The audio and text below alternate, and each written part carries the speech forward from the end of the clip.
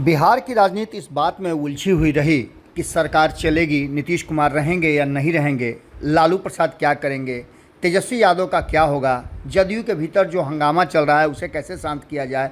और इस बीच में बिहार में एक और राजनीति तेज़ी से चल रही है।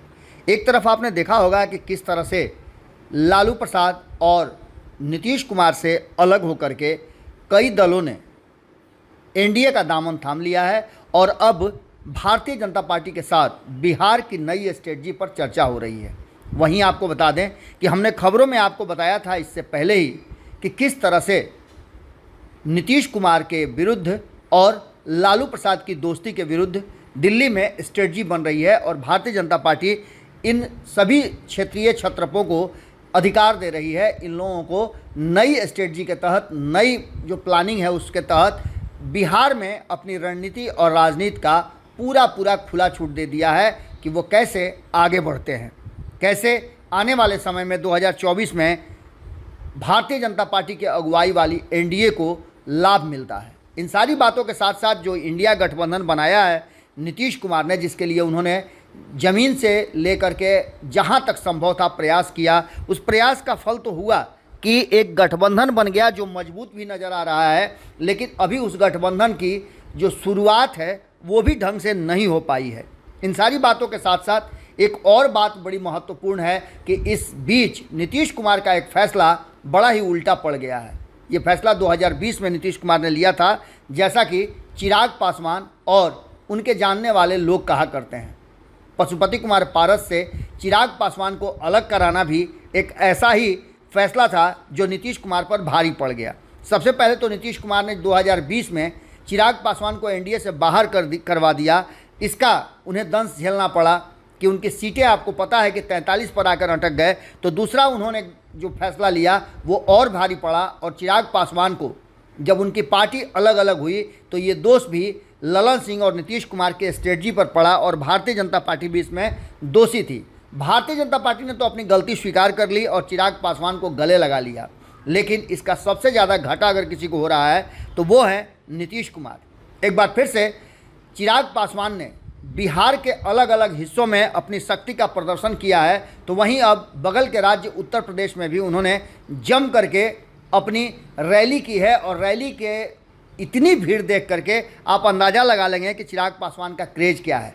हालांकि हम ये बात नहीं कह रहे हैं कि ये भीड़ उनके वोट में कन्वर्ट हो जाएगी, लेकिन जिस तरह का लोगों में क्रेज़ युवाओं में देखा जा रहा है वो लग रहा है कि युवा पूरी तरह से प्रभावित है चिराग पासवान के राजनीतिक यात्रा से और उनके स्ट्रेटजी से।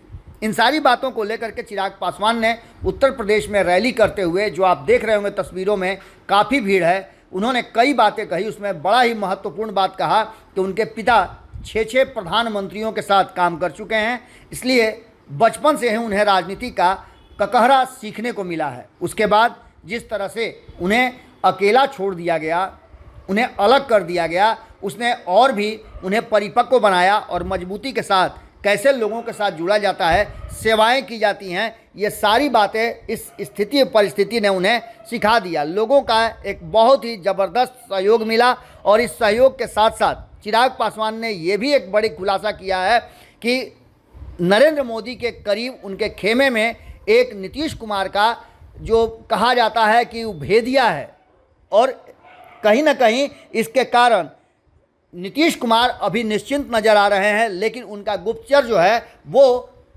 एनडीए के भीतर रह करके नीतीश कुमार को सारी स्ट्रेटजियां बताता है। आपको बता दें कि उनका इशारा किस पर है, आप भी अच्छी तरह से समझ रहे होंगे। यहाँ तक उन्होंने कहा है कि वो व्यक्ति मंत्रिमंडल में भी शामिल है और लगातार नीतीश कुमार के संपर्क में भी है। एक तरफ जहाँ चिराग पासवान अपने 6 सांसदों वाली पार्टी से 2 फाड़ होने के बाद अकेले पड़ गए हैं, वहीं चाचा 5 सांसदों के साथ मंत्री बने हुए हैं। इन सारी बातों को लेकर के ये झमेला चल ही रहा है कि चिराग पासवान क्या करेंगे। चिराग पासवान ने जो वर्तमान परिस्थिति बनी है उसमें हाजीपुर में अपना अधिकार जमाने की पूरी कोशिश कर दी है और ये लड़ाई बहुत आगे तक जा रही है। एक तरफ जहां चिराग पासवान का दावा है, वहीं छोड़ने के लिए तैयार पशुपति कुमार पारस भी नहीं है।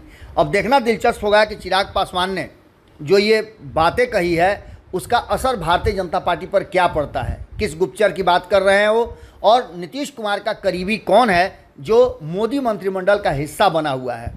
इन सारी बातों को लेकर के हम आपसे चाहेंगे कि आप भी कमेंट बॉक्स में अपनी राय जरूर दें, और चिराग पासवान जिस तरह से अपने आप को स्थापित कर रहे हैं उसे आप किस तरह से देखते हैं। धीरे धीरे